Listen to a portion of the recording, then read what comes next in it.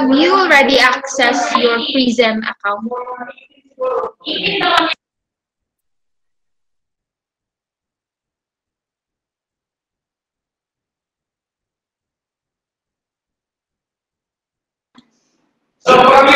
Na-access na ba ninyo inyong Prism account?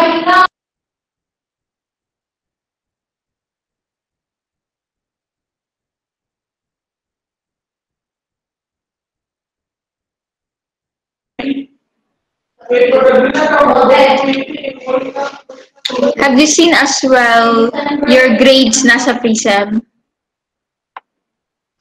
Sa ako, ma'am, wala pa. Wala pa, okay. Because I actually already uploaded your grades sa Prism, pero wala pa na ako siya di-post. It's because we are still waiting from the go signal coming from the CAL department if we will now post, because once we will post the grades, you can see, but we cannot change anymore. So what if ang student nag-submit siya og activities, yung remaining or missing activities, late na-post na ako. So therefore, it's no use to yung ipang submit kay wala naman. I already posted the grade, so that's why I'm still waiting until today.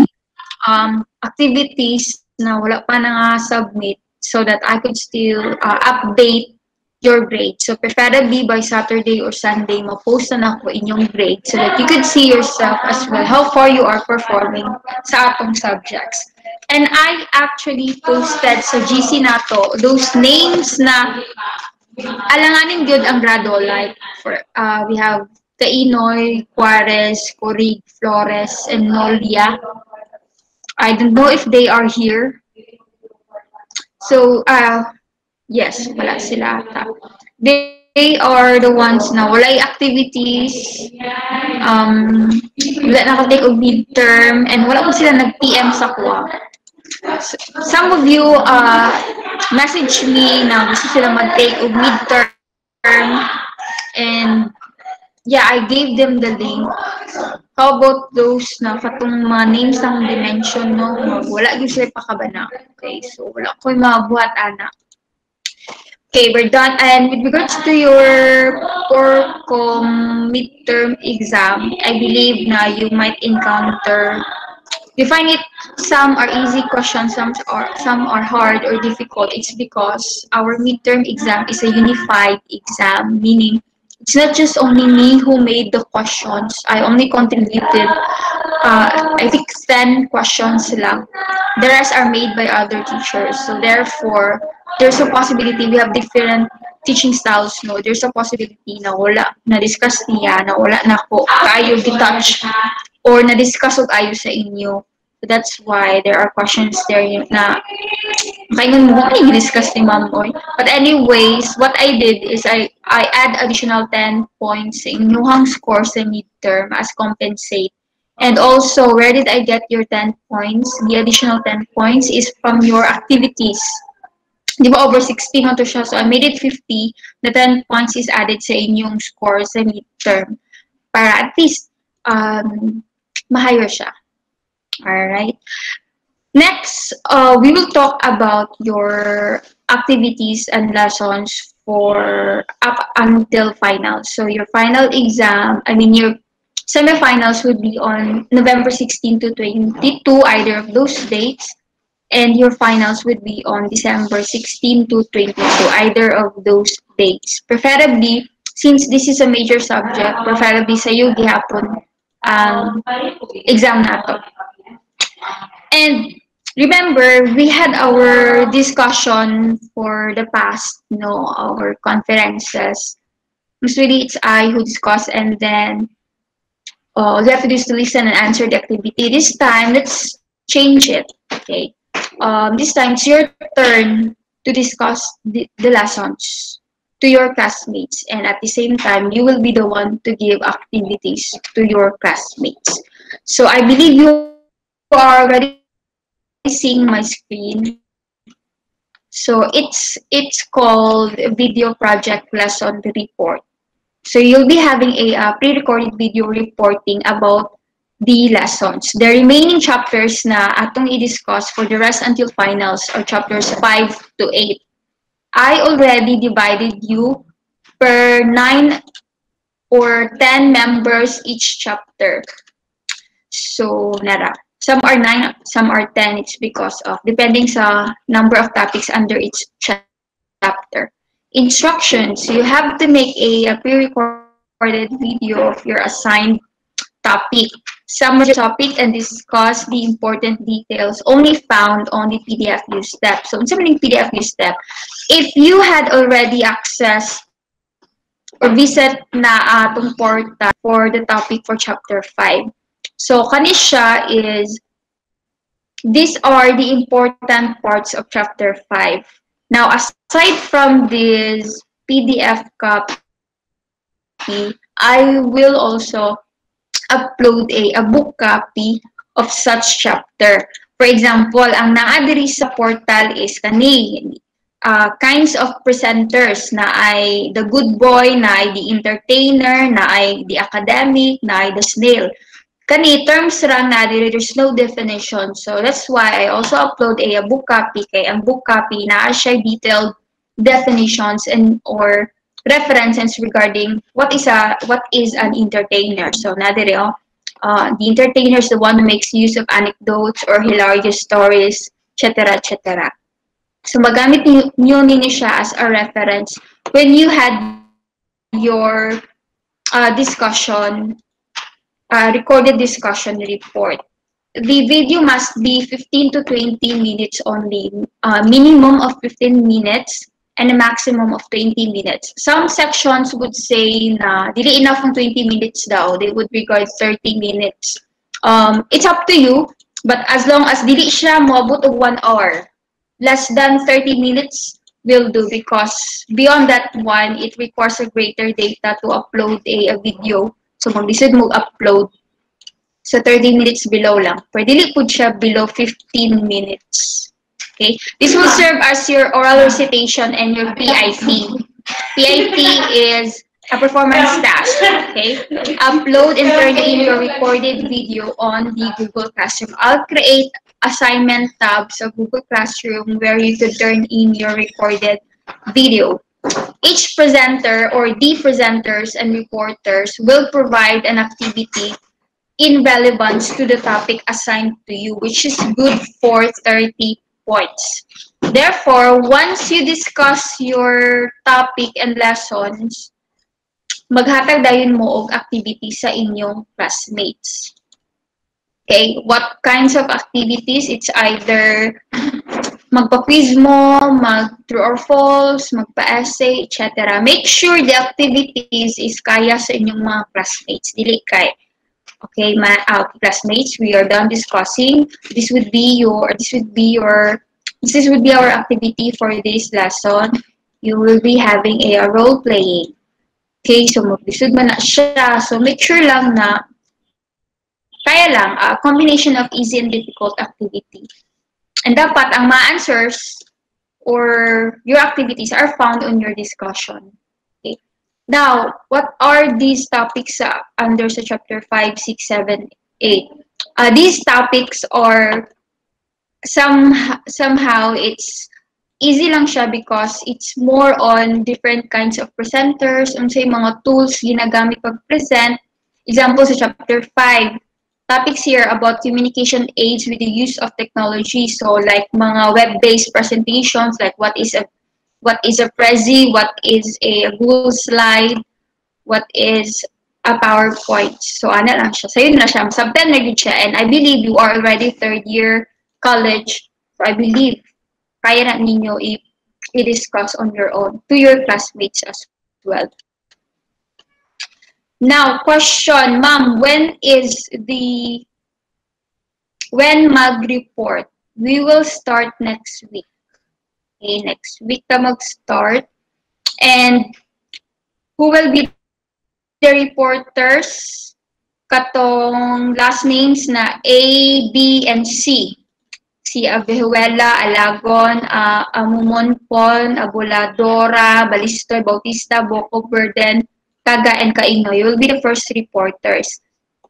you have to submit your recorded lesson by November 17, Tuesday, because I'll have to see first your video before I will post it sa G Classroom. So I'll create another assignment tab para sa inyuhang lesson and your activity. Okay. Then next reporters will be next week. So every week is every chapter. Okay. Alright. So you may unmute yourself if you have questions to raise.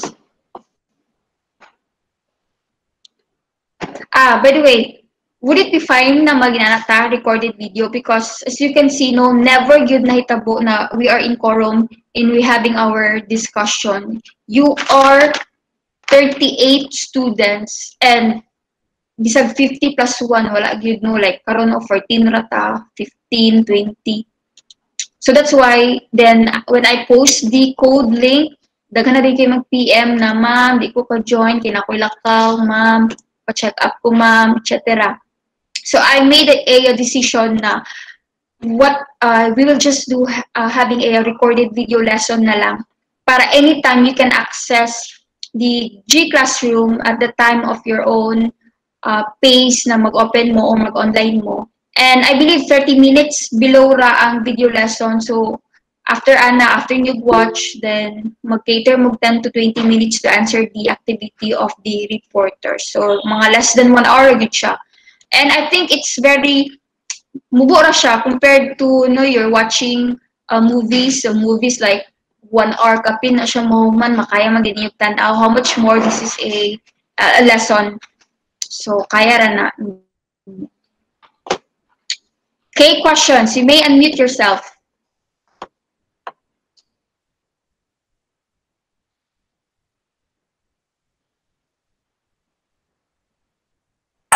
Wala, ma'am. Sure ba?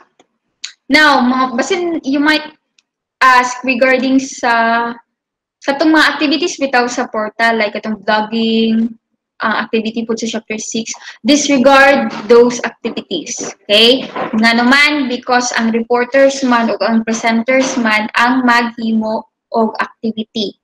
So, i-disregard itong mga vlogging. Kaya I considered ang video lesson reporting, a recorded video lesson reporting as more like some sort of vlogging. Now, you may or may not show your face when you have your recorded video lesson.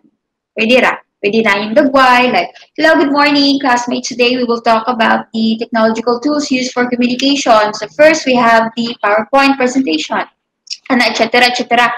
Pwede, if you wanted to. Pwede pod audio lang, wala yung dagway. Na may PowerPoint ninyo, i-embedded lang ninyo audio ninyo. Next question, ma'am, kailangan din kami tanan magstorya sa reporting. It depends upon sa inyong sabi, sa inyong grupo. Pwede 1 or 2 reporters lang ang mag-discuss. The rest kay mga editors sa video, mga writers, mga searchers. Depende sa inyo. Kung gusto mo kamutanan mag-storya, okay, why not? Make sure lang na makita nyo yung 30 minutes na discussion. Mga important parts lang sa topic lang. And I believe sa inyo na mag-good ang mga topic. Pwede lagay unta na masahon na ninyo, then mag-answer. Pero no, I wanted to have some sort of interaction, gamay, through a synchronous strategy of learning. Okay. So, mga tanong ko, okay lang ba magyanit ka? Or kailangan dito mag-online all together every week? Sada po tungkol together, ma'am. Every week. Gusto ninyo mag-meet ta every week? Bali, virtual ang pag-report? Di mo gusto recorded? Dili consistent kung every week. Dili consistent. Yes, that's true. So, mugani, akong suggestion is mag-pre-recorded ra gyud ta. Mag-record kana sila na group reporters. Ila din i-submit sa ilang video, and then as well as their activity and their answer key. pagka tomorrow, I will post their video. Basin man good, check pa na ko yung video. Basin nagbububo mo dito sa yung video. Char lang. So, I'm gonna check it and i-post na rin ako pagka, di ba, Tuesday man deadline sa first reporters next week, November 17. Pagka November 18, I will post their video lessons as well as ilang activity nila. And then, that's the time you can answer dayon sa Friday, Saturday until another next week na po. Okay?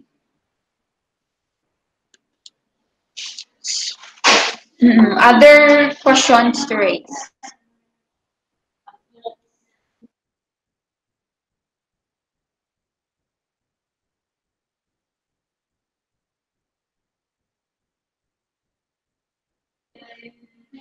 Wala na? Kaya na to? Violent reaction. Pero it doesn't mean na dili na ta mag-meet until finals. No, we still gonna meet in between. Okay, I'll do some, I'm gonna address your concerns as well as kung na may ipa-clarify. And I also gonna add and supplement about the lessons presented by your classmates. And once I post, yes, Ralph. Hey, excuse me, mama. Nang maximum lagi to 20 minutes ang ma'am, presentation, whole presentation. 30. Pwede mo mag 30 minutes. Sige, ma'am. Pero dili na mo go beyond anak kay basin dili magid siya ma-upload basin bugat ra kay siya ba. Basin dili ninyo ma-submit ang video ng 30 minutes lang. And total sa inyo naman gud ang topic like what are PowerPoints, what are vlogging, what are mga types of presenters, snail, academic, the good boy. Ana lang yun ang mga topic. Okay, ma'am. Then sa chapter 6K, it's all about types of speeches, kanang argumentative speech, extemporaneous speech, pero naay mga fallacies. And ay kaya ra na ninyo. Okay. So once I post the activity and the video lesson of such reporters, tanang if in case na classmate na mangutana like so na part na wala na ako nasabtan ana or regarding sa activity o inyo nasabtan ng activity. Pwede ang mga members na presenters o reporters kamo mag-comment ba. So nani mo ni siya okay, you'll be having a interaction as well pero online siya na interaction lang. And also I could butt in as well. Next question, ma'am. Kailangan ba may mag-answer mga reporter sa activity na mong i-create? Answer is no. Since you are the creator of that activity, no need for you to answer that activity. Ang mga classmates ninyo ang mag-answer. Pero kung dili na ka mo ang reporter, syempre, mag-answer na mo sa ilahang activity. Okay? Other questions?